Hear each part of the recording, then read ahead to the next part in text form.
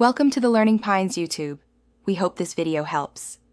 Start by preparing your HomePod Mini and Windows laptop for AirPlay connections.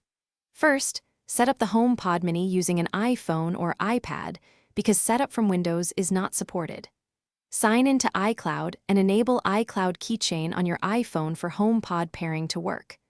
Put both the HomePod and the laptop on the same Wi-Fi SSID and the same band, either 4 GHz or 5 GHz. Remember that HomePod Mini uses AirPlay only, not standard Bluetooth audio. On your Windows laptop, choose the AirPlay route for audio output.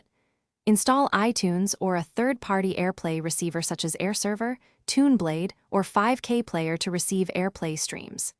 If you use iTunes, open it, click the AirPlay icon, and select HomePod Mini as the audio output.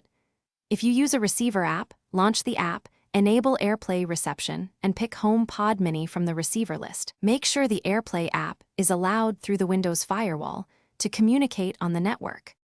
If the HomePod does not appear, restart the HomePod, iPhone, and Windows laptop and try again.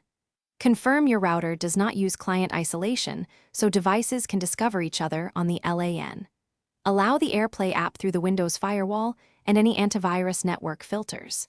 Keep HomePod firmware and AirPlay apps updated to the latest versions to reduce compatibility issues. Note that third-party receivers can introduce latency, often around 150 to 300 ms, so plan for slight audio delay. Thanks for watching.